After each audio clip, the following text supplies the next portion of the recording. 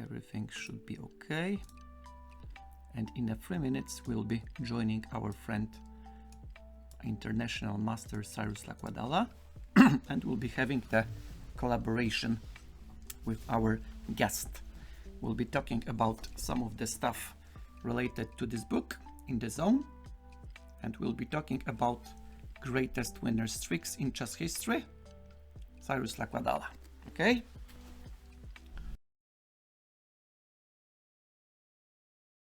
And in 2 minutes, we are joining our friend Cyrus Lakdawala, and we'll be talking this time, as you can see the title below me, Chess in the Past and Nowadays. Let's make comparison. How strong were the old masters and were they really weaker? We'll be talking about this, and we'll see how much the recent times are changing with the times in the past. How much the masters in the past were weaker or stronger, and what parts they were weaker or stronger than the nowadays masters and grand masters. And I guess it would be really nice because our friend from the chess community, Cyrus Lakdawala, has written this book, In the Zone, the greatest winning streaks in chess history, a very beautiful one. And there are a lot of chapters at this book. As you can see right here, there are 11 chapters, and there are just 2 chapters right there. And Cyrus is a very, very prolific author. Therefore, we can talk with him for hours, discuss all of the interesting stuff. And I guess it will be very, very interesting, because recently we were talking with our friend Pepe. We were talking at the collaboration on Friday about the stuff related to the digital era right now. And now we'll be comparing this, let's say, modern times with the times in the past.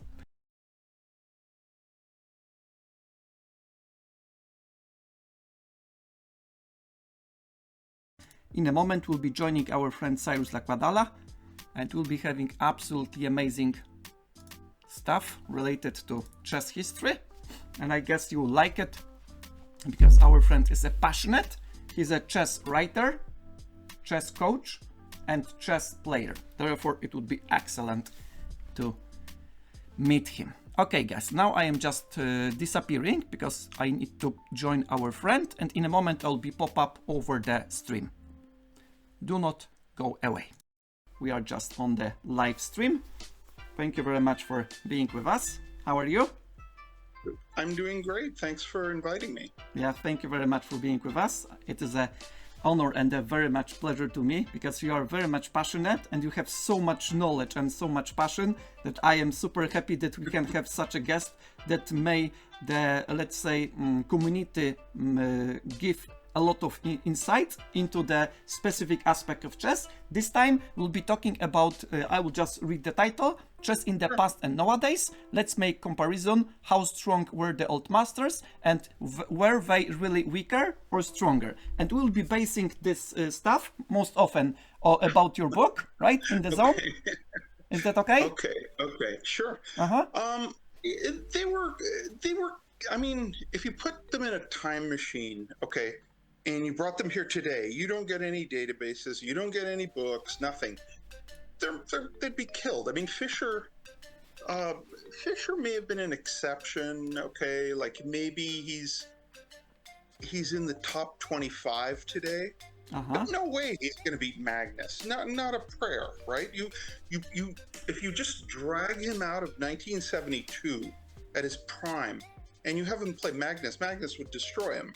I mean, Magnus would beat him, you know, in a match, Magnus would beat him by 4 or 5, you know, like very, very decisively, like the last Depot match, okay? But it takes intelligence to not compare, you know, Chigorin with Caruana. You know what I mean? It's like it's not fair. It's like saying, you know, well, would a tribe of Neanderthals or cave people 100,000 years ago have a chance against us if, you know, like a same number of people with modern military weapons? Yeah. No, of course not, you know? So the comparison in that way is silly, There's other factors too. Okay, the world is so much larger now than like in Morphy's day. Okay, Yeah. I don't know the actual numbers, but I'm assuming it's like you know, Nowadays, probably there are 7 billion, if I'm not mistaken. 7 billion people on the planet. it's 7 billion right now. It couldn't have been more than 1 billion in Morphy's day, I bet. Okay. So you have 7 times the chance of having geniuses being born. Yeah. Okay. And popping out of nowhere. Like Magnus, you know, I mean, Norway is not some chess country. He's just a random genius who's born in that country, right? Yeah. And so it's much tougher now. But for what they had, they're every bit as great as the players today. You know, for what, you know, like Morphy was finding combinations at a time where there were like no chess books. Like, I mean, you know, there was maybe that Bill Geyers thing. I don't even know if that predates Morphy or if it was after Morphy. But, you know, it was like maybe one crappy beginner's chess book, which wouldn't have helped Morphy a bit. And he's finding combinational patterns that we find standard today that in that time it's like, oh my god, like where did that come from? The smothered mate? Like that's genius that you found that smothered mate, which every club player would find instantly in a bullet game today, you see, because we take things for granted. We take our knowledge for granted, you know. It's built upon, you know, it builds upon our ancestors.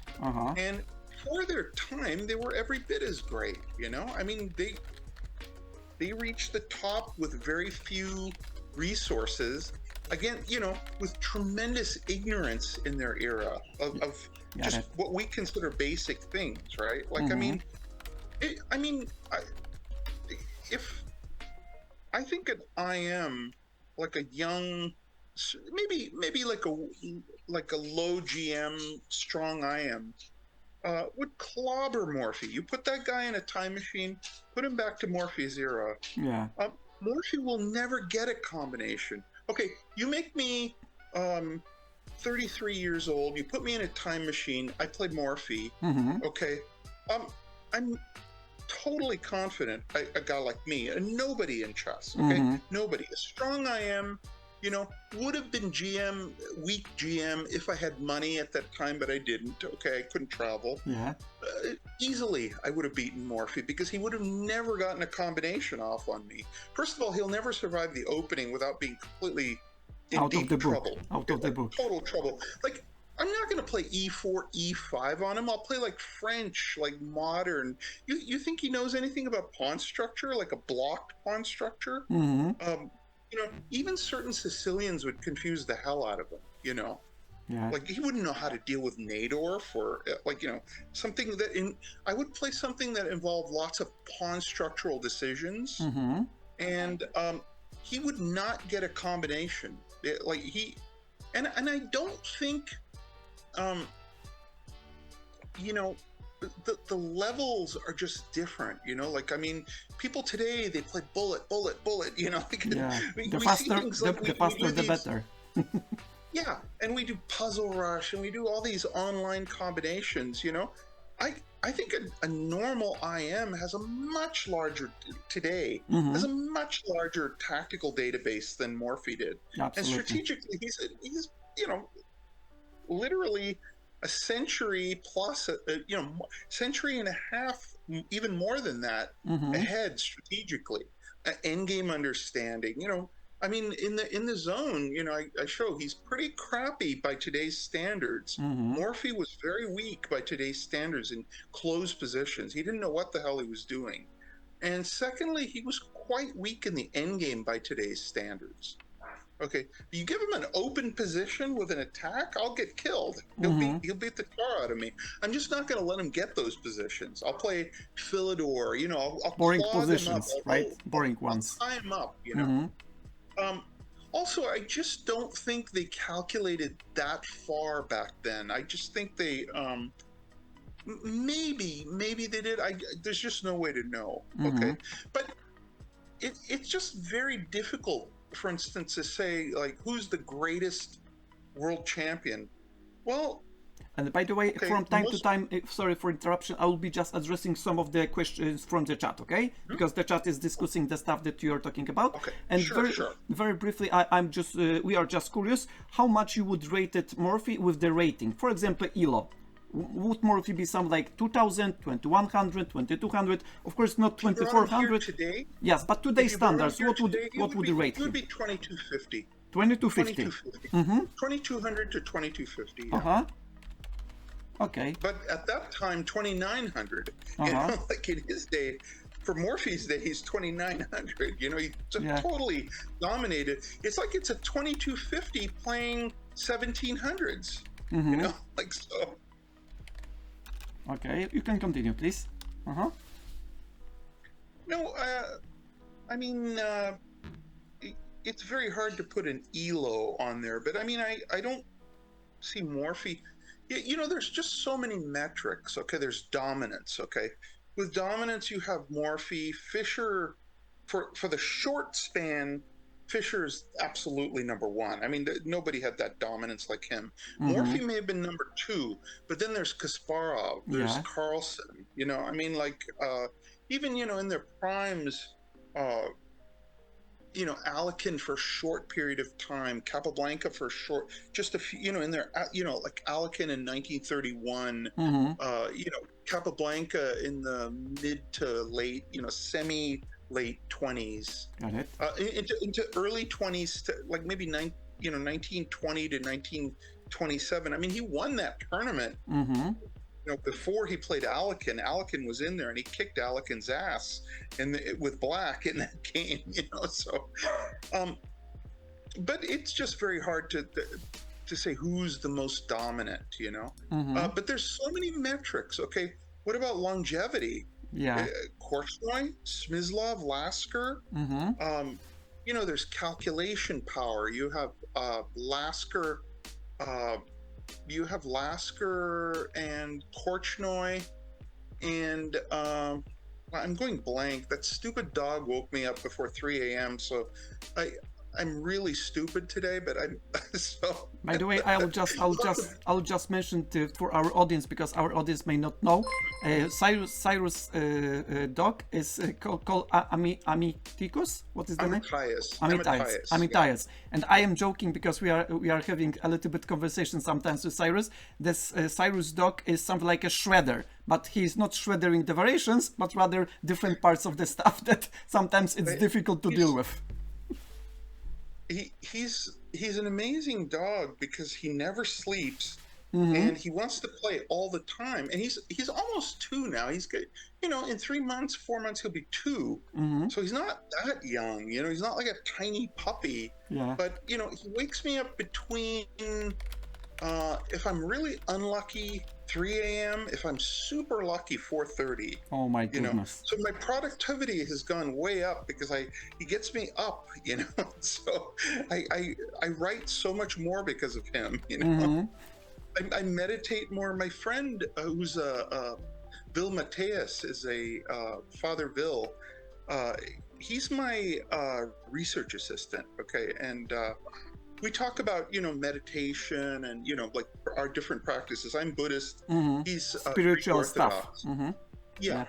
And he said that I'll be the first person to become a saint because of a dog, because I do so much more meditation because he gets me up at 3 a.m. Right? Okay, I'll meditate for an hour and a half, you know, and I would have slept if he wasn't there, right? So.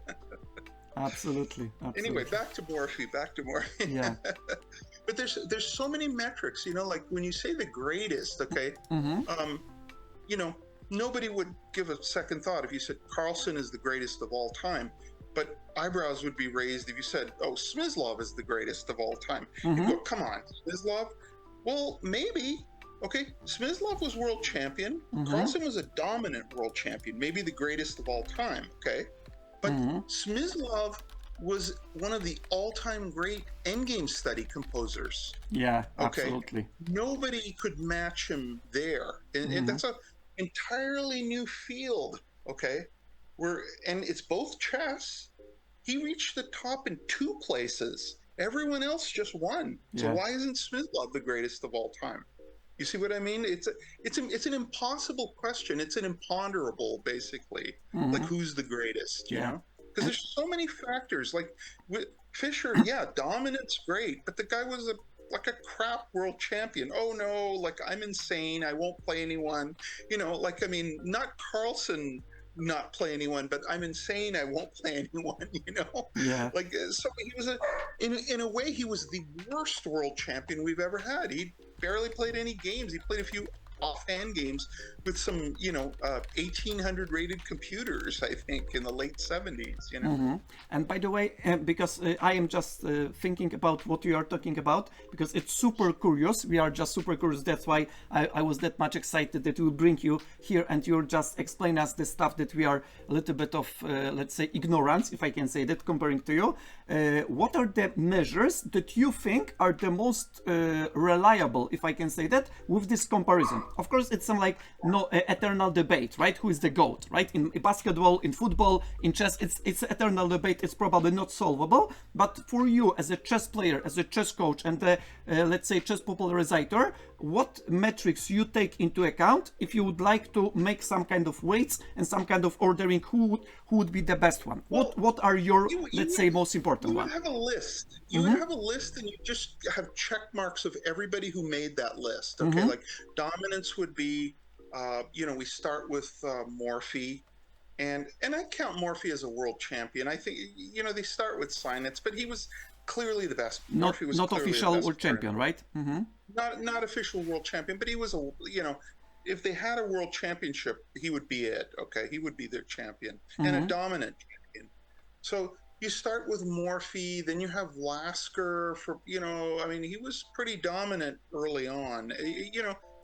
You have first of all you have the strong what you would call strong world champions, and then you'd have it sounds utterly ridiculous, but weak world champions. You have like the Uva, Smyslov, Tall, although Tall maybe with an asterisk because he had health issues, and he had and he didn't have a good personality for chess. I saw Tall late in his life at 2 Los Angeles tournaments. I was in the bar because by the way, did you play Tal live? Have you played Tal live when he was live? Did you play him, let's say, on real life? I didn't play him. I played in the same tournament as him. Oh, at same tournament. Got it. I was not paired with him. I was not paired with him. This was maybe like right near his death, maybe late 80s, early 90s, Yeah. And I was in the bar, just waiting for the round to start. I'm watching basketball, and like Tall, he's drinking like he has 2 livers, Whoa. Like, I mean, the guy's he's just like pounding down drinks before a tournament game. Oh my okay. goodness. At that time, they allowed people to smoke inside. So it's like, chain smoking, chain drinking. It's like, dude, you have this one body. Okay. You're damaging brain cells. Imagine what you could have done had you eaten tofu and gone vegan, and drink herbal tea. I mean, come on. Imagine the masterpieces that we were deprived because he didn't take care of his health. So you have to factor in everything. Like Fischer, genius, but crazy, that's a minus. Crazy is a minus. And by the way, is it necessary to have some kind of either genius or either some kinds of craziness to become a world champion or something like the greatest? Is it something like a necessary component, or is it just a myth? No. I mean, look at Carlsen. He's a completely well-adjusted guy. I mean, Karpov, Anand, these are normal people. I mean, Kasparov even. I mean, Kasparov is very passionate, but he's not insane. Yeah. Although he broke my heart, Kasparov. He was supposed to come to San Diego in October for a talk, at the San Diego Chess Club, but he had to cancel, so he broke my heart. I wanted to. It'd be very cool to see him in person, but. Yeah, I mean, there's so many factors involved, I mean, there's domination, endgame play, calculation, intuition, who's the best of that? Is it Capablanca or is it Sultan Khan? Who's never, like Sultan Khan had no training and he wins the British championship and he, beats the tar out of all the best players, you know, and then he just vanishes back into India. He just vanishes, you know. Maybe he would have easily, I think, been world champion had he had training and been born in the West, you know. Yeah. But there's just so many factors like mental stability, you know, courage, like courage under fire. You have people like Lasker winning that game, that final game against, you know, Schlechter when he needed to win. Then you have like Kramnik beats Liko Yeah, down a at the point last in that game. final Khan game, you know, and Kasparov did it with Karpov. Yeah, And he plays after the long already. struggle. Really, you play already? You want to win? I mean, that's kind of a weird choice. But anyway, you know, he won that game. I mean, like, are you a clutch player? Like, do you have that Michael Jordan thing? Carlsen is a great clutch player. Like, look what he did. You know, Karyakin, he's down 1 point with 4 games left. You know, he comes back, beats him in game 10, and then kicks the crap out of him, of course, in the you know, in the faster take blitz control. and rapid. And you know, I mean, Carlsen is an amazing clutch player, you know, too. So you have to count that. Then you have to count versatility. Smyslov number one in 2 portions of chess, endgame studies plus, you know, over the board for a period of time. And he really was better than Botvinnik. He wasn't a world champion really for 1 year. I mean, he tied Botvinnik that first match, you know, and I would say he was better than Botvinnik at that time too. So he was the best in the world for about 6 years, from, I would say, like, you know, 1953 to 1958, he was the best player in the world. Tal, I think, became better in 58, 59. I think Tal passed Smyslov. Okay, thank you very much. And if you just try to address the, let's say, biggest strength these players that you were talking about in the books you were just writing, actually, what were these biggest strengths among their peers especially, and then if you can compare them with the eras, for example, the biggest strengths of the Murphy, the biggest strength of Lasker, and so on, and how much this I don't understand that one word. The biggest what? Biggest strengths. Strengths. Okay. Sorry for my English. Sometimes maybe not that great. No. It's my, I have bad hearing too. I'm wearing hearing aids. Okay, got it. I still don't quite understand what the question is. I mean something.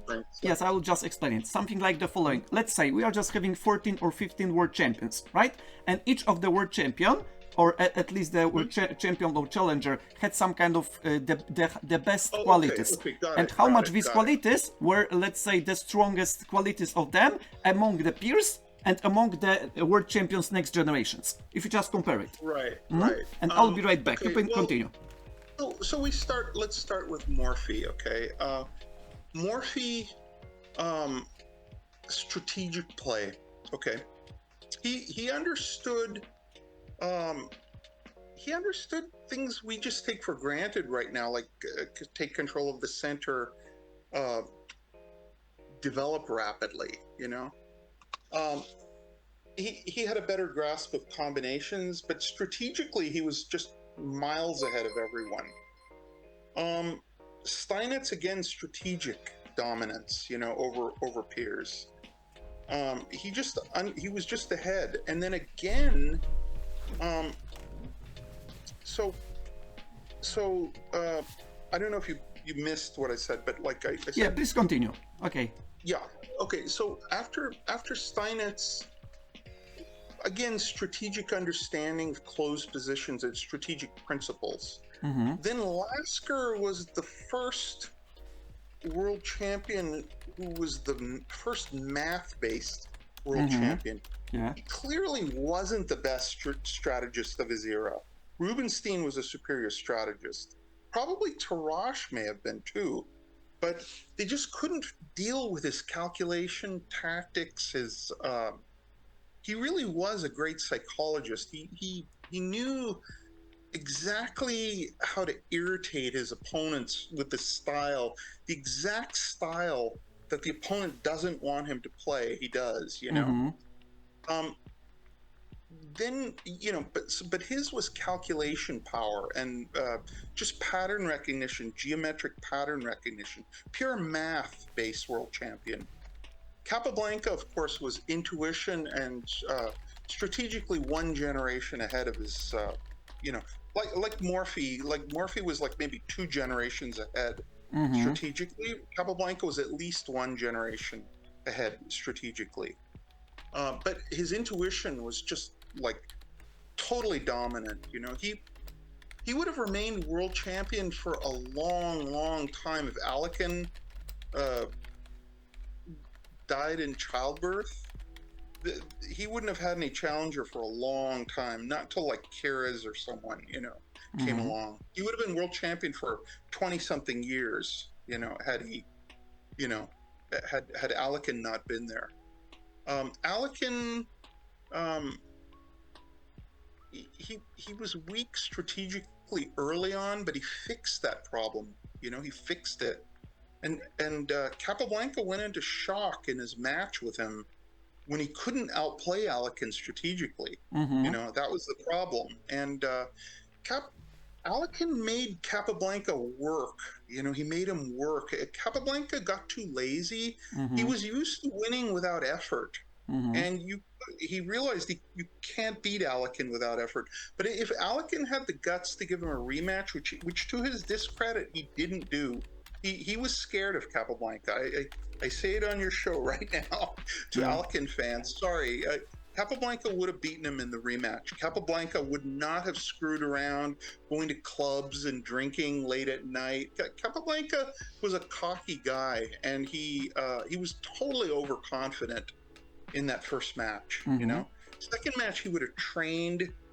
He would have been ready for Alekin, and he would have beaten Alekin. I think a second match. You play a match in 1928, no way Alekin wins. Same rules, no way Alekin wins that match. I don't think Alekin really passed Capablanca till 1930 in strength. I think that match was like a bit of a fluke, actually, because Capablanca, it wasn't a fluke, it was a personality flaw. He was cocky. He thought he was more dominant than he was, and he underestimated Alekin, and he underestimated Alekin's capacity for work. He knew he was more talented than Alekin, but talent. Oh no, I'm a Matthias here. Okay, anyway. No problem. No problem. He's cool. Anyway, Alekin's capacity, it was the first world champion to demonstrate capacity for work. Incredible. You saw it later with Botvinnik. You saw it later with Fischer. But that fanatical work ethic, which you can get a lot better with work. People think it's all talent. It's not. I don't have any chess talent. I got to a level of strong I am with no chess talent. Like I was. If you just give us. Yeah, and if you could give us some kind of insight into your career, because probably it is pretty important to know about you as well. How can you get that far at chess, and how much, if you can estimate, was your talent, was your circumstances, a little bit of maybe luck, and hard working? If you just make some kind of comparison, some kind of ratio. Sure. I had no talent. Okay, like absolutely none. I would have been. If I didn't work at chess, I would have been like maybe top level. Sorry, it's shaking, but he's breathing hard because he's came in from outside. Perfectly fine. It's 100 degrees outside, so he's hot. I'll put this down so that maybe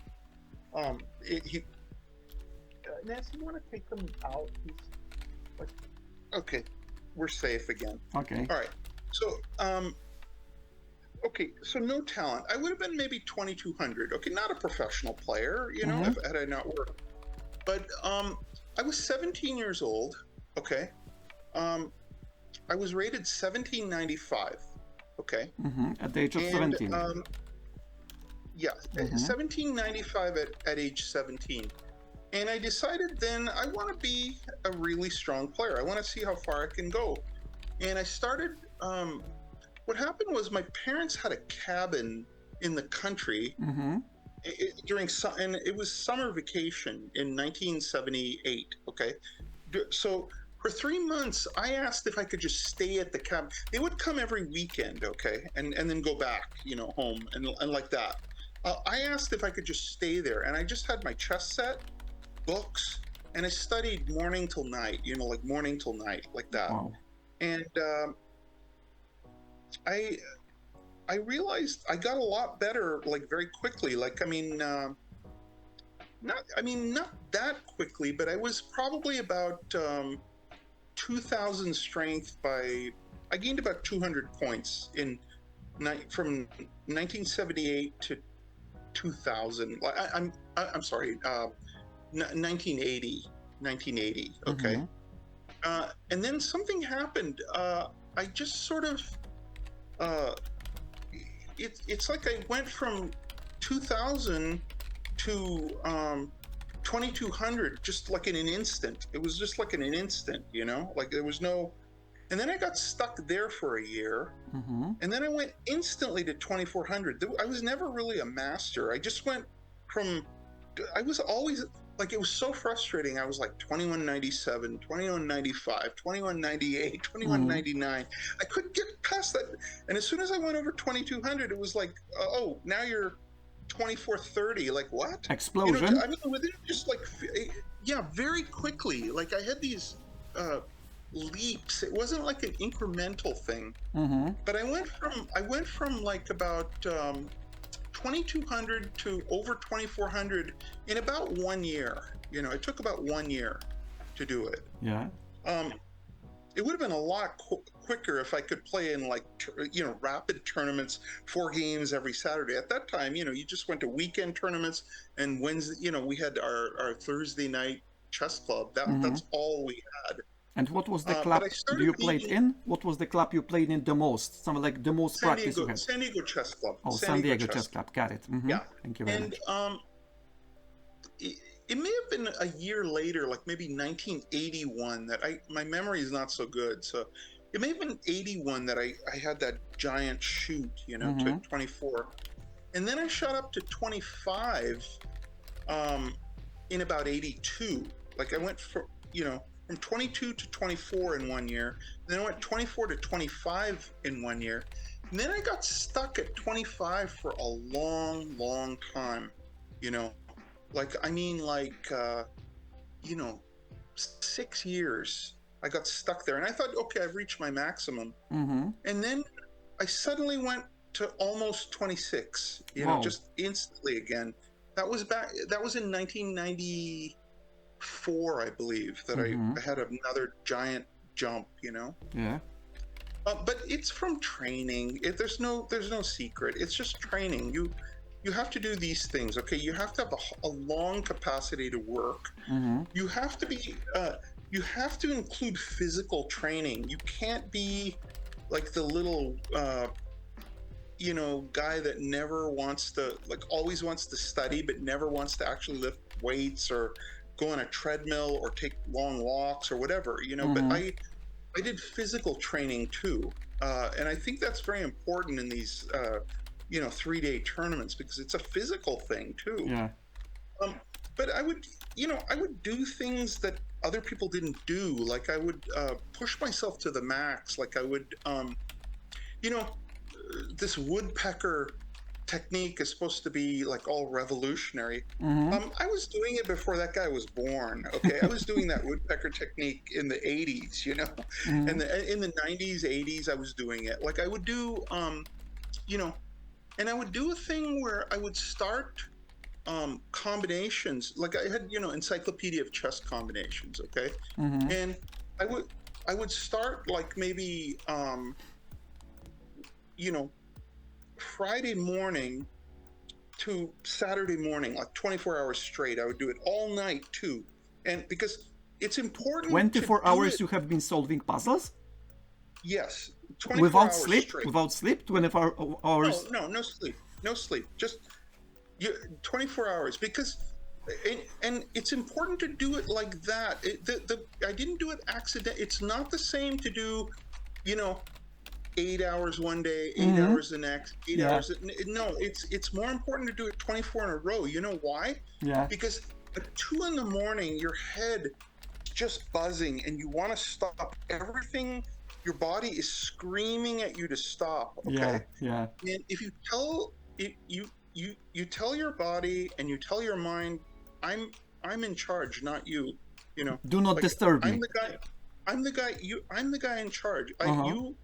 You go till you drop dead. I'm the guy in charge. And so if at 2 a.m. you could solve puzzles, 3, 4 a.m., 5 a.m., right? You haven't slept. Yeah. And you've been doing, you're sick of them. You don't want to look at another puzzle for the remainder of your life, right? You're sick of it. Okay. You have to force yourself to do it. Force yourself. Can I interrupt for a second and thank you very much. Thank you very much for helping me winning the tournament.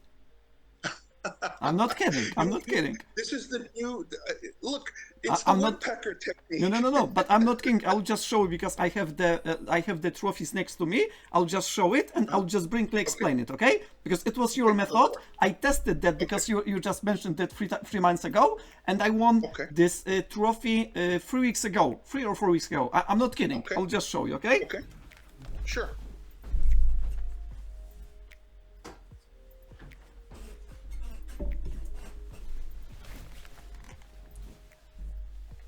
I'll just briefly show it. This is the first one. Nice. This is the first. Sorry, this is the first one from January. And by the way, very briefly, I was just streaming whole night, as you just mentioned, whole night. I have been solving puzzles for 5 hours. Then I was just playing. Excellent.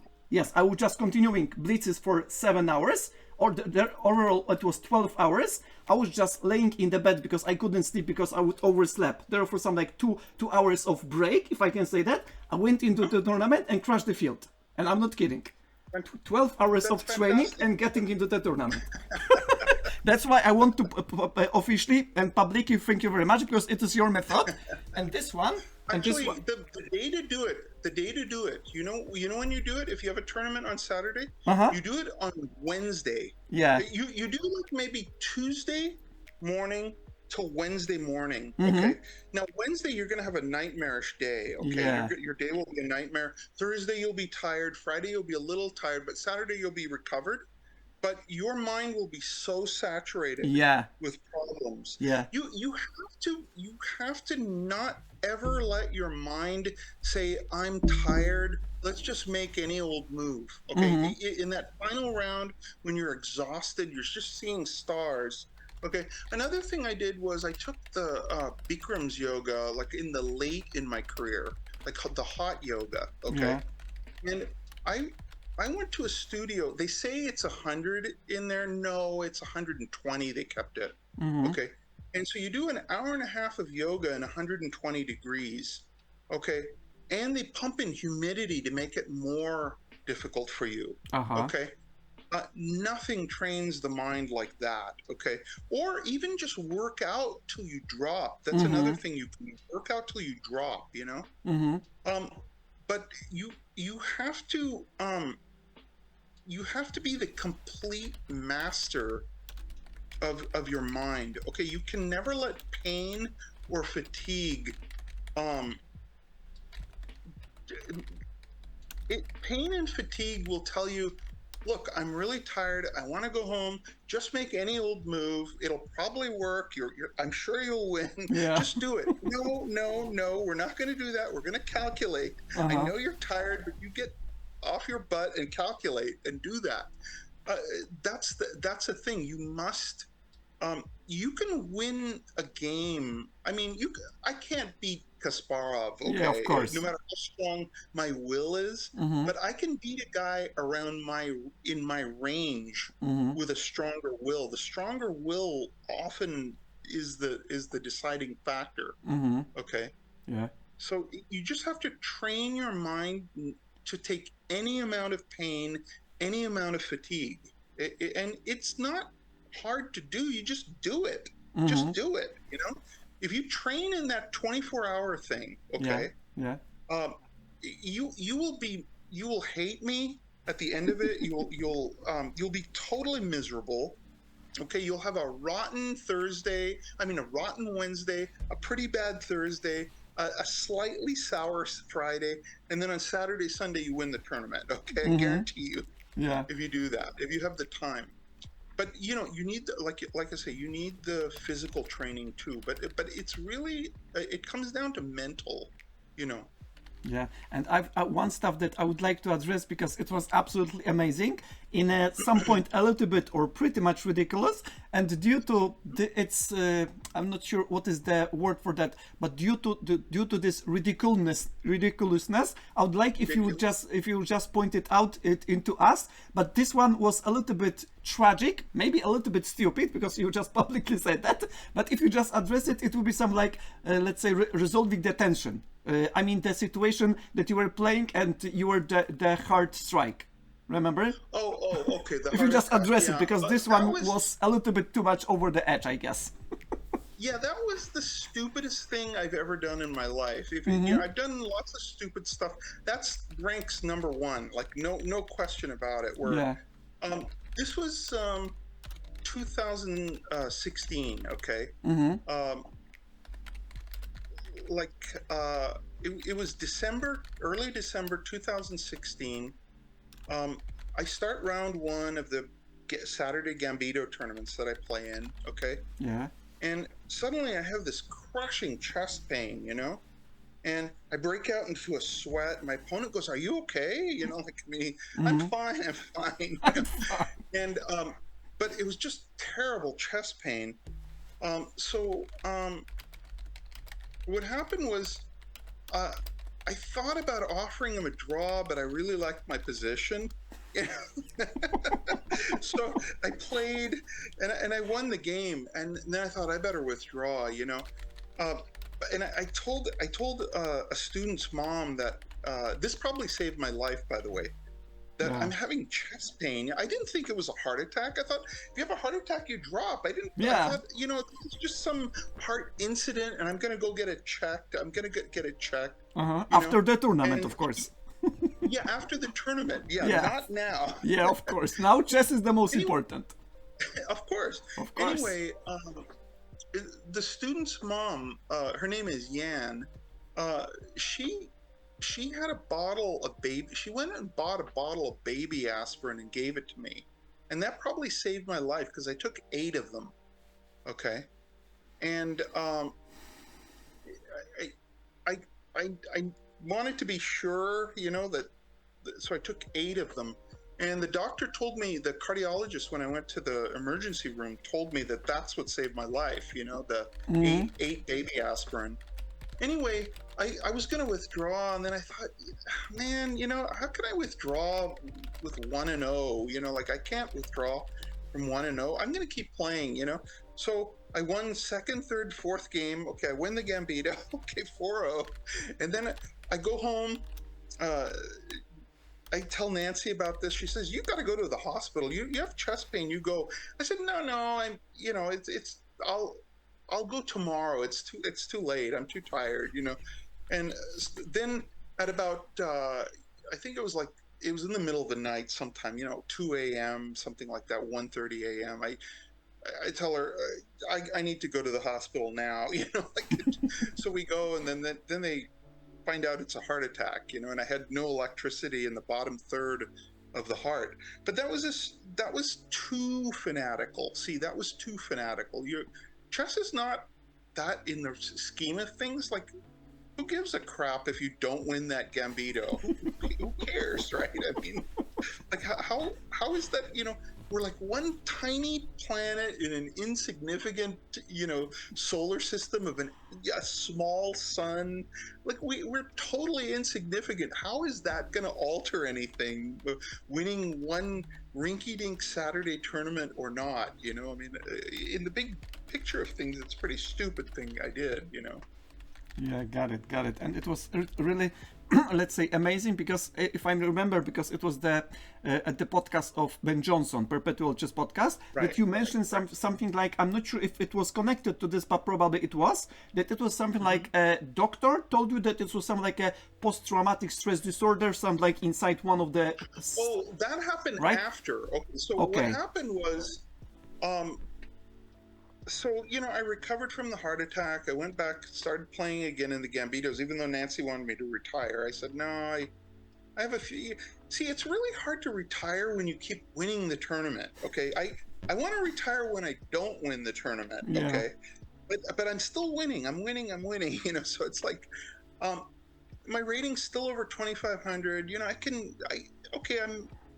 I'm pushing 60 now, you know, like I'm getting close to 60, but I'm still winning tournaments. Okay. At least local ones, you know, with even masters and IMs in it, I'm still winning them. Pretty impressive. And, but then about 6 months after, it feels like I have another heart attack, and I go, oh crap, you know, this time I do withdraw, you know, like, oh, I'm out. I go to the, you know, Nancy picks me up. I go to the emergency room, you know, like, and like they do all these tests. No, we don't see a thing wrong with you. Everything looks really good. Like what? And I'm telling him, you're wrong. I'm having a heart attack. Look, I'm having a heart attack. They give me, you know, they give me morphine. Okay? Yeah. Is the heart pain better? No. They give me more morphine. Is the heart pain better? No. They say legally this is the last dose I can give you. I cannot give you any more. Okay, you're at a massive amount of morphine. Like you should be feeling no pain if you were in a terrible car crash with broken bones. Okay, Jeez. Gives me the third one. No, heart pain, still really bad, you know? And then they're going, what the hell? You know, they couldn't figure it out. And then my cardiologist, and this was going on over and over and over, heart pain, chest pain, every time I go to the Gambito, you know? And the cardiologist says that there's nothing wrong with the heart. You've got PTSD, your mind, your subconscious does not want you to play in that Gambito, because it thinks it's going to die if it plays in that Gambito, because you're too stupid to withdraw. And so now it refuses to let you play. And I'm going, oh my God. And so they tell me, you need to see a sports psychologist, and it takes years. PTSD is very hard to cure because it's in the subconscious. It's not like it's deep rooted. Yeah. It's deep rooted. You know, it's like not in you can't do a positive affirmation. Like I'm not having a heart attack. It doesn't care. It still gives you the heart pain. And it's amazingly similar. I mean, it completely recreates the heart pain, like every aspect of it, you know, the pain down the arm, all of the symptoms. All the symptoms, every symptom, but it's all created by the mind, you know? Power of the mind. Anyway, my Buddhist teacher, he's like a very high, he's a Buddhist monk, but very high lama, like a high teacher in Buddhism. And he visited us from New York. And I told him about this. And he said, oh, your mind and body are just out of sync. And he gives me some meditations to do. Yeah. And I do them for like a week and a half. And the next Gambito I go to, no symptoms. And I've never had a symptom since then, you know, like that's it. It cured, you know? So it's like, you have control over your mind. You do have control over your mind. People don't think you do, and your body, When I've had 10 million surgeries on hands, you could see, because I type like a maniac, right? And so, but when I'm in the hospital, I can lower my heartbeat by 8 beats a minute anytime I want, just by going into a meditative state. And that means the mind controls the body, even the autonomic system, you know? Yeah. If it can control the heartbeat by a thought, it means that, and you could look at it the other way, you know? Like if someone points a gun at your head and says, you have 1 minute to live, say your prayers, Tomas, you know, I guarantee you your heart rate will go up, okay? Absolutely. So it's a thought. It's just a thought. You can calm your body, or you could, you know, explode, tighten it, put it into a emergency mode by your thoughts. So the mind has much more power than people give it credit for. They think everything's genetics. It's not. It's like you have much more control than you think over yourself. Yeah, of course. And let's go into the stuff that we were continuing, because we were talking about Steinitz, about Morphy, about Lasker, and let's go a little bit continuing with the Capablanca, because with Capablanca I'm not sure, but probably there is some myth, right? And the myth is that Capablanca was a genius and he hasn't practiced chess, some like studying chess, having the teachers and so on at all. He was some like a natural genius. I mean, if you can demystify it, if you could demystify it. He was the first. Okay, there's 3 GMs that became world-class GMs, not through study but through blitz. Okay, Capablanca was the first. Okay, he played 10 million blitz games all the time, just blitz, and his blitz was his learning. Okay, and the other one was Yasser Seirawan, did the same. Okay, and the third is Nakamura. Okay, they're not classically trained players. They don't study books. They don't I'm sure they read some books, but not like a normal professional player would. Capablanca and Seirawan had similar styles in that they were both strategists, both very intuitive. But Nakamura, strangely enough, is like a calculator and a tactician, but intuitive tactician though. Intuitive tactician, kind of like Tall. Tall was not a calculating tactician; he was an intuitive one. But basically, intuition is the most important factor of everything. It beats calculation power. The other is nerves. You can't wilt under pressure. You need a strong mind where you don't wilt collapse under an opponent's pressure. You don't collapse. But intuition was his power. Okay, thank you very much. And if we just address the other, let's say, very, very strong players, especially the players that were close to the, let's say, throne or very close to the throne, but especially I would like if we just compare some of the, let's say, Soviet era, right? Because at Soviet era, everybody knows that Fischer single-handedly needed to beat all of the, let's say, Russian guys, right? The Soviet guys. And if we just compare how much work Fischer needed to invest to beat them all, because as there is a comparison about, let's say, the stuff that Fischer needed to learn Russian, that he was brought the magazines, the books from Russia and so on, right? If you just make some a little bit extensive picture about it. Fischer's power, he was the first, he was a blend. Okay, Fischer was a blend of Alekin and Capablanca. Okay, Alekin, I told you, was the first fanatical worker. Okay, and Capablanca got hit with that. That's what was Capablanca's downfall, is he underestimated the power of hard work. Okay, and Capablanca was the genius. Fischer was a mixture of the two. He was like a Capablanca with the work capacity of Alekin, and the fanaticism of Alekin, and the will to win of Alekin. Capablanca didn't have a strong will to win. He was lazy. Oh, I want to play tennis. Sure, A. Hughes, I'll offer you a draw here. I'm black. I probably could beat you, but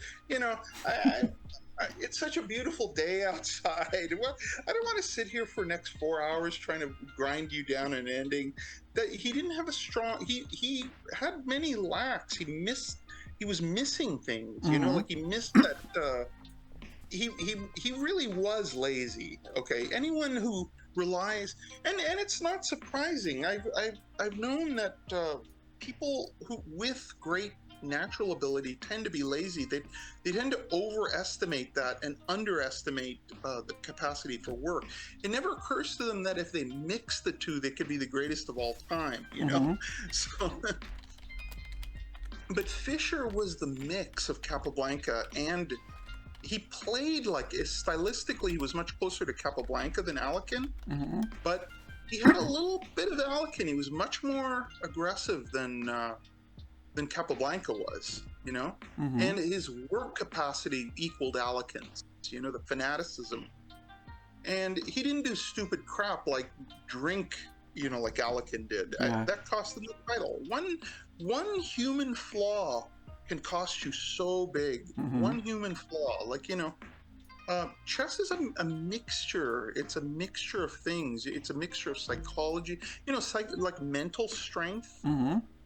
It's a mixture of that, work capacity, natural ability. How much do you care? Do you want to win like a fanatic? Like you have a fanatical will to win? All these things are there, like Carlsen cannot have a fanatical will to win if you give up the title. Okay. Yeah. If you're a 5-time world champion, nobody's been more than that. Anand, I think, was 5-time. Bodvanik was 5-time, I think. Okay. And nobody's reached 6. You know what? And I'm 5-time world champion. I say I'm going to play, and I'm going to be the only 6-time in the history of chess, right? In the history of chess. And I will say openly, I'm the greatest player of all time, and you can't challenge me. But he retires. Like, what the hell? Like, why? That's not a fanatical will to win, okay? But, people are human. Nobody's perfect, okay? Nobody's like a perfect killing machine in chess. Everybody has psychological barriers, neuroses, flaws, genetic weaknesses. I had a bad back, but my biggest genetic weakness was I was broke. I was poor. And so I couldn't at that time, you couldn't earn titles in America very easily without traveling like to East Coast and stuff, which is really expensive. And the only way to get a title was you had to go to Europe. And,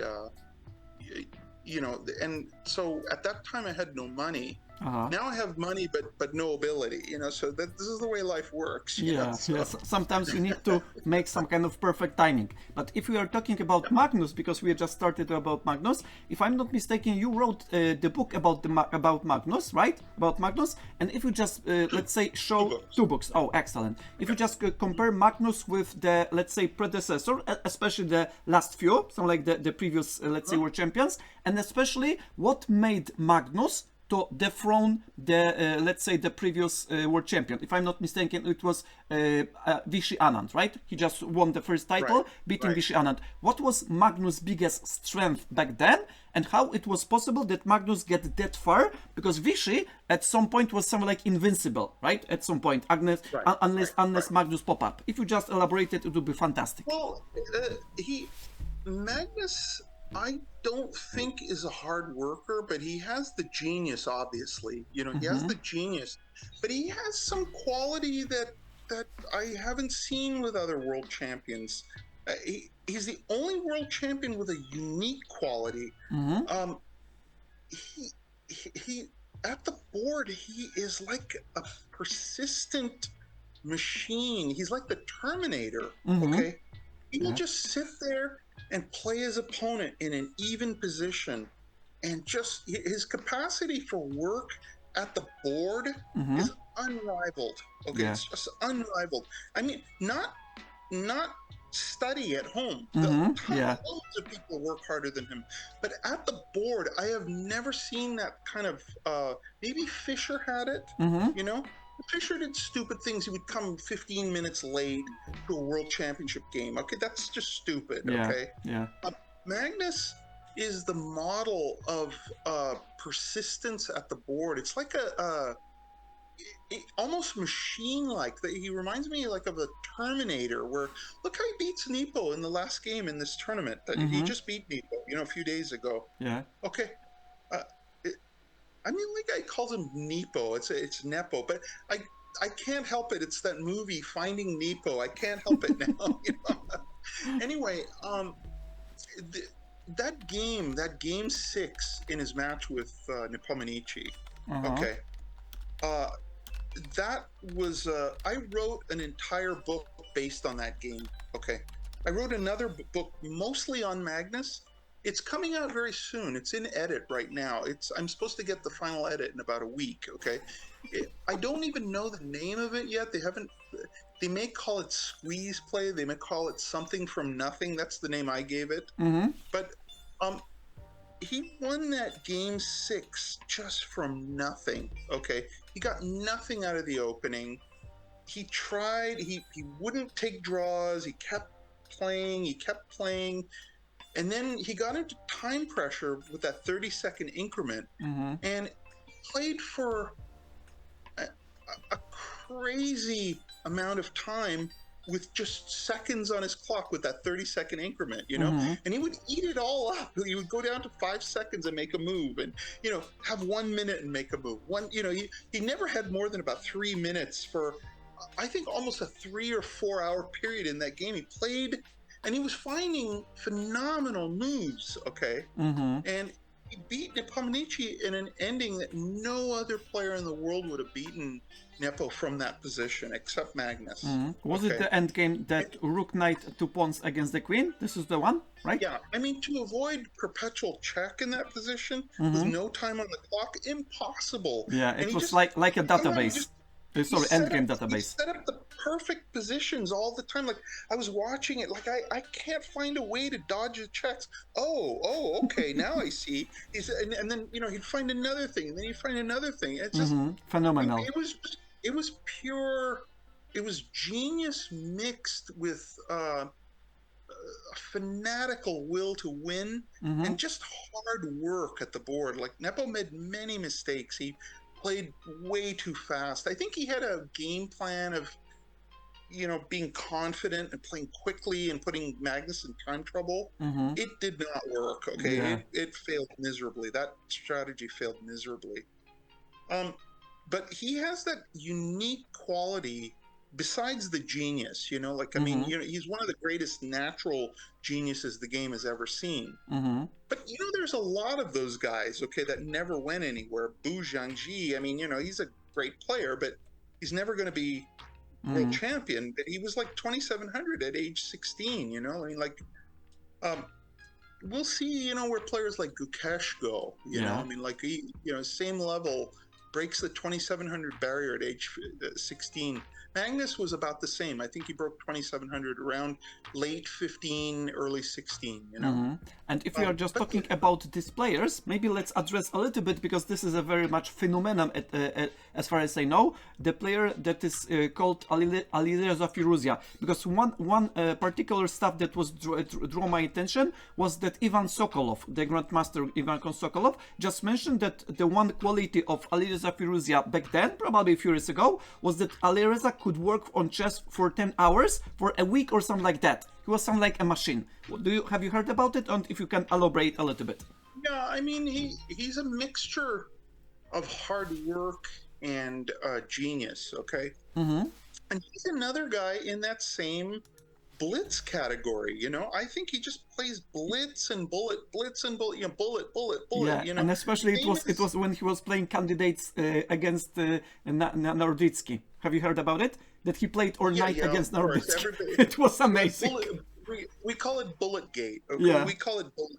I mentioned it, and Naroditsky came on my page and defended. I just said, look, I understand. Okay, he just turned 19. Okay, I did really stupid crap when I was 19. Like people crossed me. I hit them. Like it's like I don't do that now. Okay, you're wiser when you're older. Okay, yeah, I got into fights very quickly when I was young.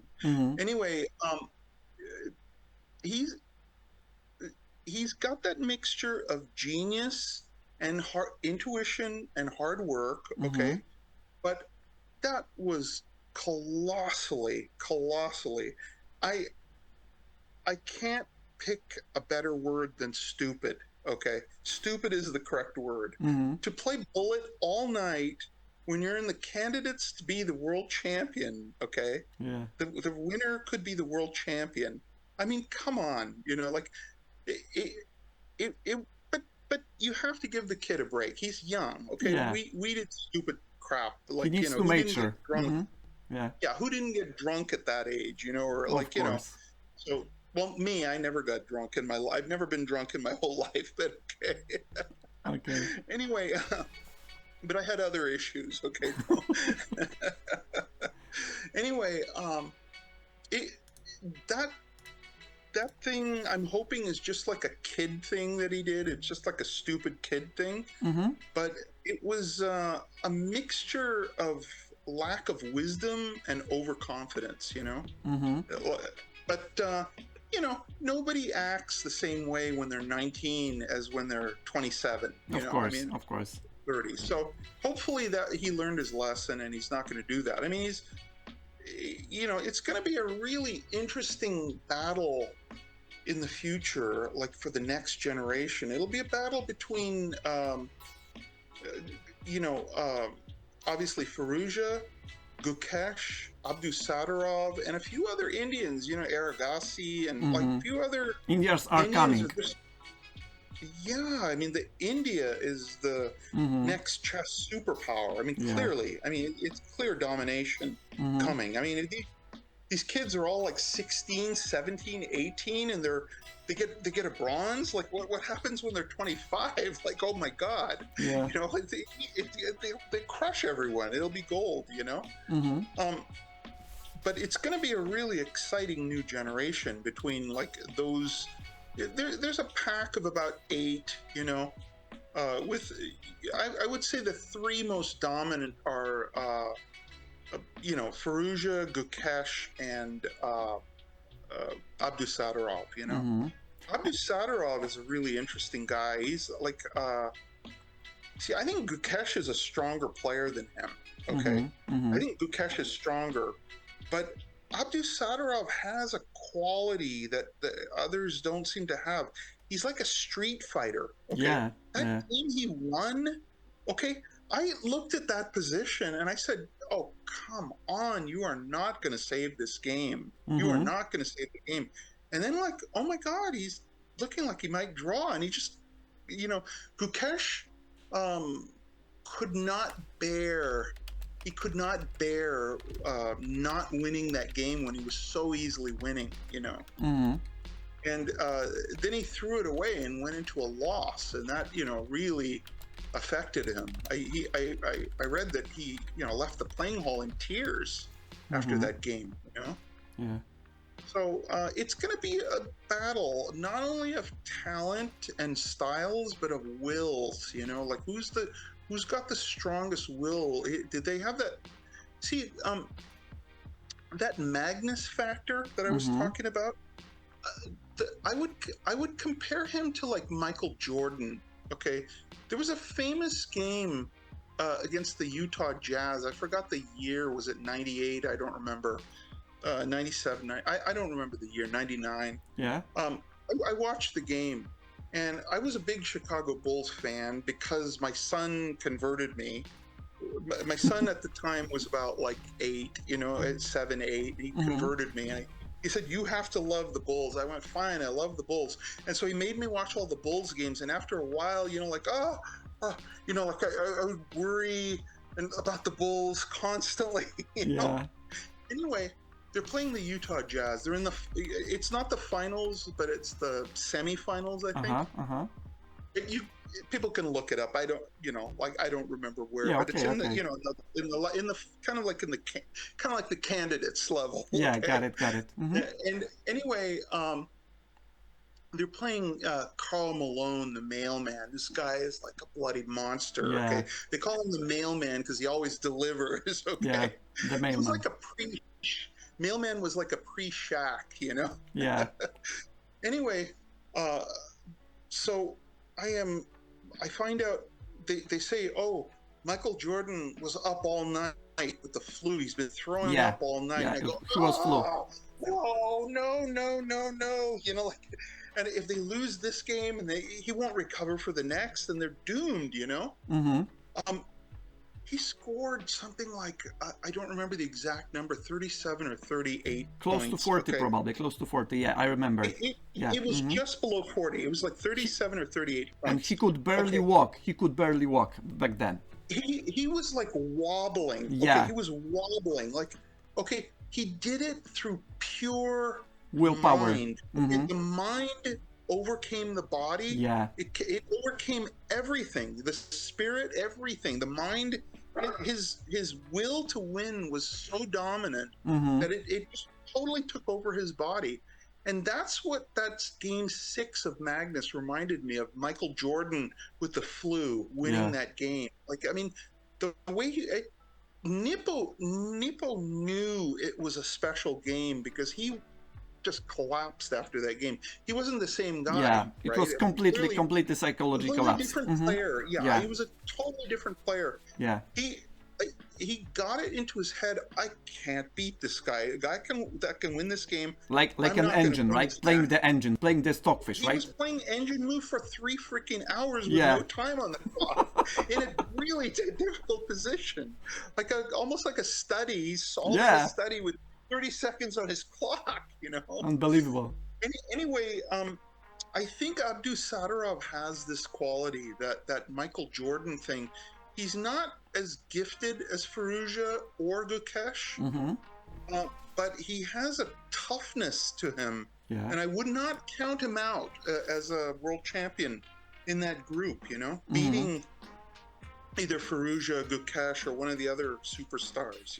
Yeah, got it. Okay, thank you very much. It was very, very insightful. I really appreciate it. And if we just go a little bit further with the, let's say, Soviet rivalry, especially rivalry between Kasparov and Karpov, because it was a grueling match, something like the match that was postponed. After that, it was the game that started all over again. It was something like a complete new history. How could you evaluate the biggest strength of Kasparov and biggest strength of Karpov, and how much Kasparov learned from Karpov to tie the match and win the world championship? That was the thing. The guy that made Kasparov world champion was Karpov. Yeah. Because the first match, it was like he gave him lessons for free. He learned for free, right? He learned from it. You know? I mean, the first match, Karpov completely dominated, and I don't think the games that Kasparov won at the end almost even count. Okay, it was a totally lopsided match. Karpov physically collapsed, and remember I told you there was a wise man who said, chess is not just mind, it needs the body. Karpov could not withstand the physical punishment of it, and he collapsed. It was a physical collapse in that match. It was not mental. Karpov is a killer. He's not the type that goes, oh well, I give up, but it was a physical collapse, and so I don't really count that as some great achievement. But the great achievement was when he went into hedgehog mode, when Kasparov went into hedgehog mode and Karpov couldn't get that 6th point. Nope, draw. It's like, he was frustrating him. Yeah. He was just playing for a draw every game. He was just playing for a draw. He was saying, you can't beat me. If I just play for a draw, there's no way you can beat me. And he got into Karpov's head a little bit with that, I mean... Psychological battle, right? Yeah, but it was literally a physical collapse at the end with Karpov, okay? But Kasparov came out of that match a stronger player. That's Amitaios throwing a tantrum. You hear in the background? Yeah. Amitaios wants to be popular as well. He wants something and Nancy's not giving it to him, or he wants to play with the other dog, Emma, and she won't want to play. She doesn't want to play, so he gets mad. Anyway, Kasparov basically got lessons from Karpov. And I interviewed Spassky in 1987, when he came to San Diego. I had a syndicated chess column with Copley News Service, and I interviewed him. And by 1987, Karpov was Kasparov was world champion, and everybody was saying he was stronger than Karpov. And, I just threw him this question as a bone, easy question for you, who's the more talented player, who's the more talented player, Karpov or Kasparov? No hesitation, Karpov. Like, oh, what? He had much more respect for Karpov than Kasparov. Yeah. He said Karpov is the most underestimated player world in champion, the history probably, right? Even world champion. He said the guy is insanely strong with so many weapons. The problem is you don't see it because it's so subtle. It's so subtle that you just don't see it. That's why he's underestimated. In the book, I think the chapter is called the soft-spoken champion. You know, Yeah. He just people count him off because of his style. You know, even Botvinnik said this kid has no talent. Okay, I'm sorry, you were wrong, Botvinnik. The kid does have talent. You know, he basically said something like, "This kid won't go anywhere. He has no talent." You know, people are often dazzled by style, but style has nothing to do with strength. Like, I mean, my style puts you to sleep. Okay, but you know, but I was the most dominant player in San Diego for 4 decades almost, right? So who cares that you don't like the way I play? I win every game, whether you're 1300 or 2450. I win every game this way. It's an opposite-colored bishop's endgame. It's move 99, and I win by 1 tempo. You know, and so you don't think this guy? The 1300 says this guy's weak. I mean, I could have. If he needed 120 moves to grid me now, being 1300, another master just needed 40, he must be weak, right? Simple conclusion. But that's the thing. I play to my strength. I have one great strength, which is endgame technical positions. My strength goes up 200 points. You take queens off me, it's a big mistake. Okay, I get suddenly it's a new guy. You're something like a twin brother of Bent Larsen, right? If I'm not mistaken, Bent Larsen was the guy, right? Bent Larsen, the guy that was Ulf Andersson. That if you just take off the queen of the board, he would be one of the best players in the world, right? Ulf Andersson, sorry. I wrote a book on Ulf Andersson, on his white repertoire, called How Ulf Beats Black, I believe it's called. Anyway, I modeled my entire opening repertoire white only, not black. Yeah. White opening repertoire on Ulf Andersson. When I found Ulf Andersson's games, I thought like I'd been put up for adoption. And now I found my older brother. Yeah, you know, twin brother. When I looked at his games, I went, "Oh my God, this is me, just a lot stronger." You know? I remember playing him in the old days in ICC. We played, I guess, like 39 times we played. You know, actually more because I played him on other accounts too. But like 39 on my main one. You know, I didn't bother checking all the other accounts. Anyway. I found that he couldn't outplay me in the end game in Blitz. Wow. Okay, that's where I would beat him usually. He couldn't outplay me positionally either. I felt like I was stronger positionally, but tactically I was not in his league. I was nowhere near him. Our ratings were close, by the way. Okay. This was back in the 90s, early 2000s. Our ratings were close. But he was stronger. I mean, our ratings were close, but he was clearly stronger. Even then, you know, he was way past his prime. I was in my prime. He was about 10 years past his prime because he's about 10 years older than me. Yeah. But he's not stronger. I didn't feel at all intimidated strategically. I didn't find him better than me in the opening. I didn't feel better in the end game, but in tactics it was like a bloody tsunami. If it was like a tactics, he was just overwhelmingly superior. You know, and he was +7 after 39 games. Okay, well, it's an okay score for me. Now, it's an okay score for both. Neither. You know, it was about an okay score. He was like maybe always about 70 points, 80, 100 points higher rated, you know.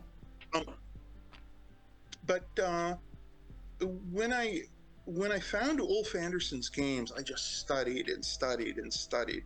I do need to quit, by the way, in a few minutes. I've got a lesson after. But, anyway, that's the trick. You find a player that plays like you. You kind of copy like a monkey. Model his games, right? Like modeling.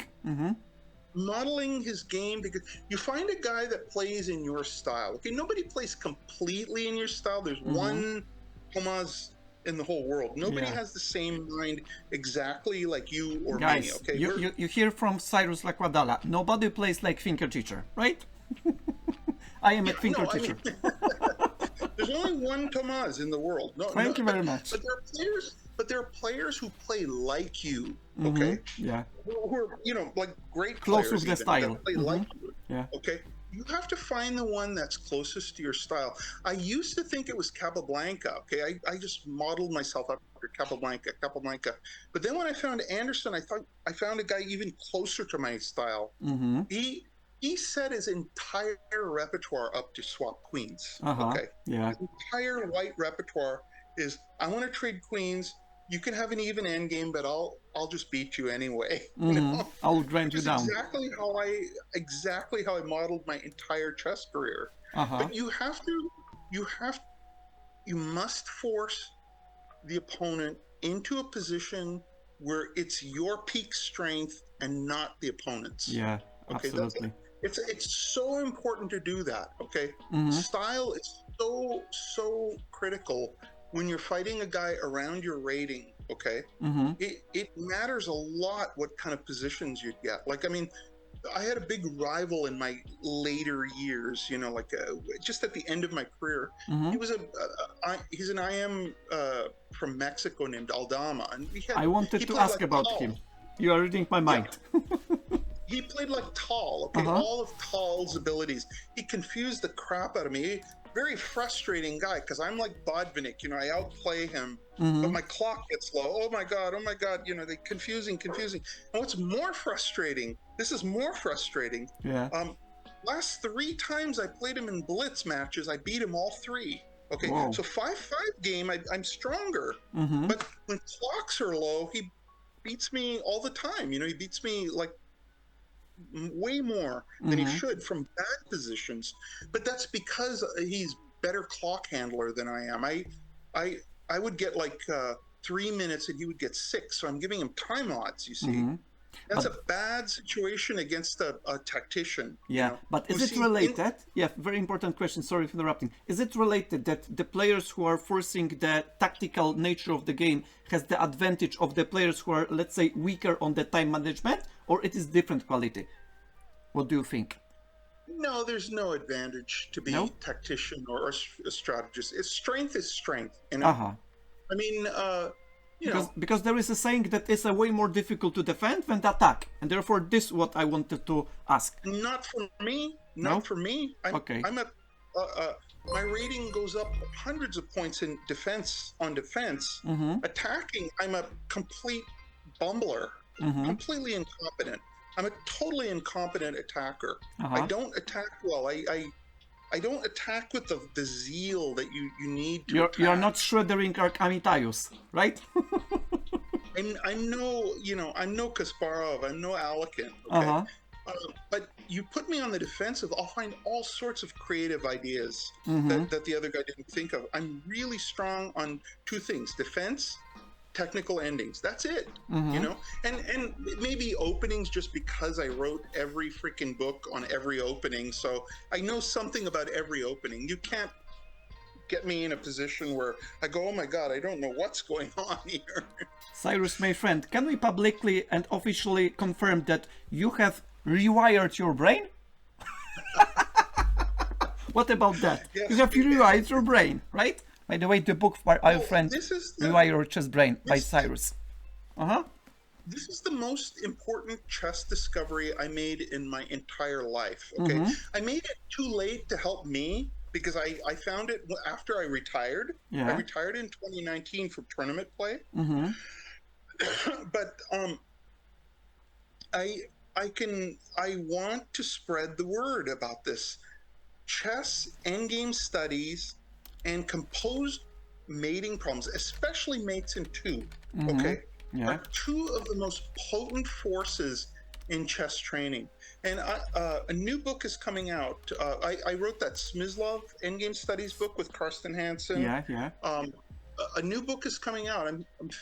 We're finishing up Watawa Endgame Studies.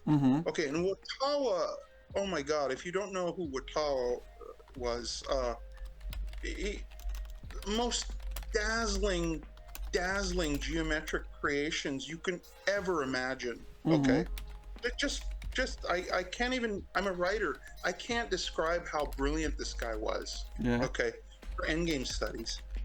But it's a potent force. Okay, it's like overtraining. It's just overtraining. Okay, they're so difficult that club players are not going to be able to solve stuff in that book. Okay, for the Smyslov book,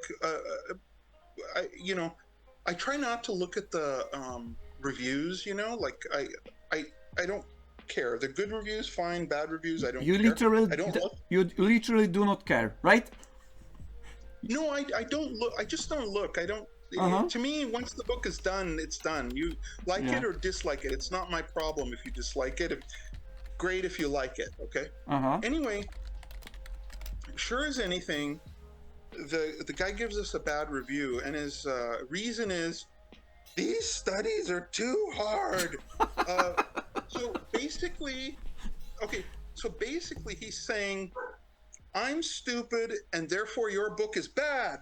Okay. Because I'm stupid. No, but everybody's stupid when it comes to studies. Yeah, Everybody of course. is. Okay. I post these studies every day on my page, and I see like 1,600 players solve studies I can't solve. I know they're putting them in the engine. Yeah, of course. Like, legitimate solvers are there too. You see, because they get stuff wrong. The guys that always get it right, I don't trust you. But it's like overtraining. Okay, all you have to do is try, fail, and look up the answer, and you see an amazing new geometric pattern. Sometimes many geometric, new, completely original patterns that you've never seen before in your life. When I quit, I've been playing chess for 50 years, for 51 years when I retired. Okay. And I thought I knew every geometric pattern there was in chess. I mean, where nothing can really truly shock me or surprise me.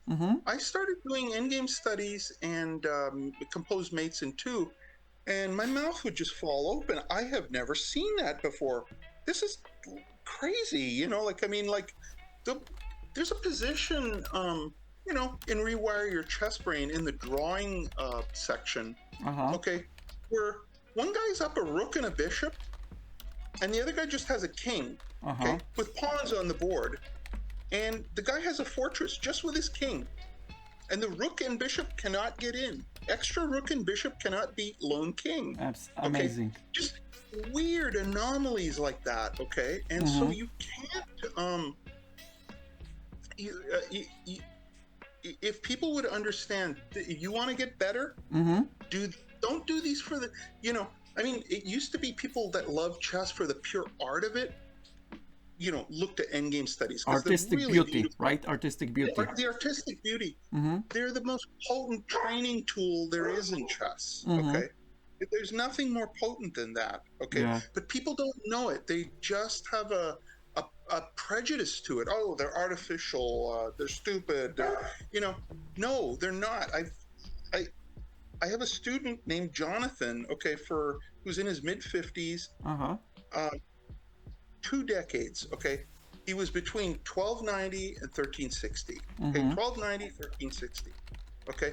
I started him in 2019 on composed mates in 2 and endgame studies. Of course, he can't solve them. He's 1360, You're not going to solve an endgame study that GMs and IMs can't get. Yeah, are struggling. And we would work on them together. Like, I would take studies I have not seen. He would see me fail. He would see me succeed, fail, succeed, But he would see my thought process. Your process, yeah. And right now, he's on the cusp of 1700. Okay. Whoa. He's almost 1700. So that's a transformational change, okay? Nothing changed in his chess except for the studies, okay? Wow, endgame studies and composed mates in 2. If you do that, you will get better, okay? It's not there's no, and I have many students, who haven't played during the pandemic, but I notice the ones that have gotten the most improvement are the ones that love to do the studies during lessons. The ones that work on their openings don't improve anywhere near, nowhere near.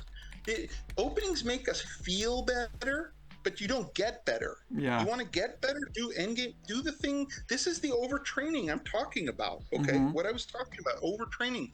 They're crazy hard. They're impossibly hard. Okay, Got it. but all you have to do is try, fail, look up answer. Try, fail, look up answer. It's something I just stumbled upon. It was an accidental thing, like penicillin. Like what? Bread mold? I can cure infections now. It's just like that. It was a complete accident. But I'm not the first guy to discover this. Ramesh, okay, Pragananda's coach. I forgot about Pragananda, by the way, another threat to world champion. Pragananda's coach, Nihal Sarin's coach, Ramesh. What do you think he does with his students? He makes them solve endgame studies blindfold. Blindfold is even more impressive. Blindfold, yeah.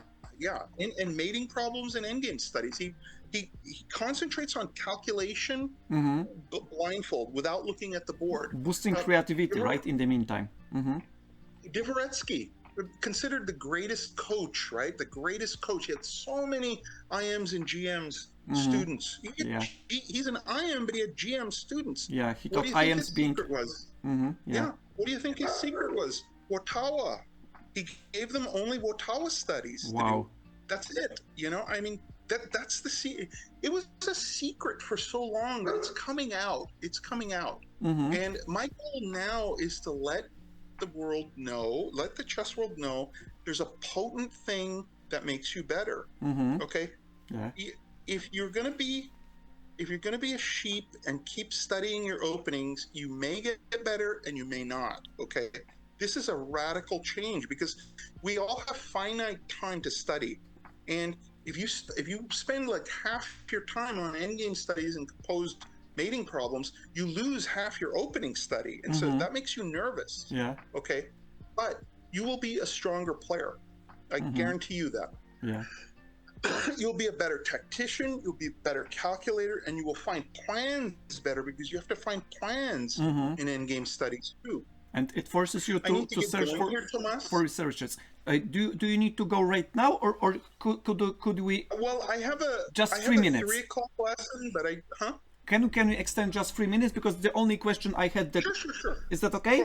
Go ahead. Because one of the questions for our friend Nikolaus, because he's very, very nice and very friendly, our audience, and he wants to ask you, what do you think about the matches or the match that was the most powerful? For example, when Fischer beat Larsen and Taimanov 6-0, right? It was something like a big dominance. What do you think of the world champions of the history had the biggest dominance of one of the matches? No matter if it is the match over the world champion or any other one. What do you think was the most dominant?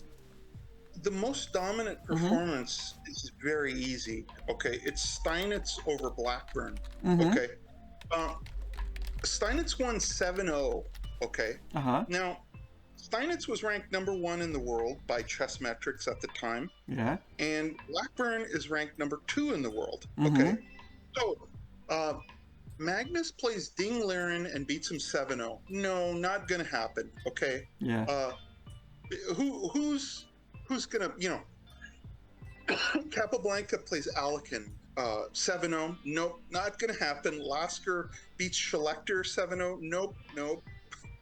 That was the most crushing. It was a stylistic thing, and Blackburn was winning many of the games. Steinitz was grabbing pawns behind in development. Yeah. But his strategic dominance. Steinitz wasn't as strong with the initiative and attack as Blackburn. Blackburn was a better attacker, better tactician. Okay, Steinitz just wouldn't let him get his tactics because his strategic dominance, just like it was like a bear. He just grabbing him. Put a blanket. He put a blanket over him, and he couldn't. Blackburn was just trapped. He couldn't breathe. So, but the most shocking, more shocking than Blackburn Steinitz, because that was the old days. People had gaps in their knowledge. Yeah.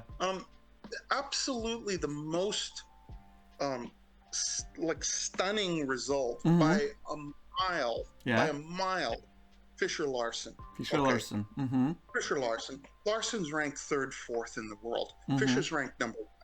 Okay, but Larsen is ranked third, fourth with Korchnoi. Okay, it's Fischer number one, Spassky number two, third, fourth Larsen and Korchnoi, and I think below that Petrosian at the time. Okay, like what the frick? You know, number one beats number 3 6-0. Impossible. Yeah. And Larsen was psyched out. Okay, he was psyched out. I mean, he didn't in his wildest imaginations think that would happen. Okay. But was there any specific game that he collapsed psychologically? For example, after the second or fourth game, he simply collapsed. Was it a specific moment, or was it some like stream rolling? First game. First game. It was the first game. It was the winner. Okay. And Larsen played a French. Okay. He played. An average chimpanzee could have played better than Larsen in that opening. Okay, he didn't know what the frick he was doing. Fischer just ran rings around him. Fischer had was like +6. Okay, on Stockfish. Okay, but then Larsen fights back. Okay, Fischer misses wins. He misses wins. It was not Fischer's best position though. See, it was messy. Fischer was like Capablanca. Anything got clean. Fischer was like a machine. But if it was messy, he was not the best player in the world. Larsen was better than him in those positions and outplayed him. And it actually looked like at one point Larsen was mating Fischer. And Fischer just found this bizarre computer defense based on bishop c5. Like, what? You know, like he found this incredible defense. And I really think Larsen collapsed after that game. He, if you can get your opponent to believe these words, I can't beat this guy. I can't win. If that goes into the other guy's subconscious, your opponent is dead. Okay. Yeah. I had an opponent. He passed away unfortunately this year. Named Bruce Baker. Okay. He was about 2375 when he came to San Diego. I do need to. Let's make it 2:45. I quit. Okay. Okay. Just 2-3 minutes. Okay. 2-3. Sure. Anyway,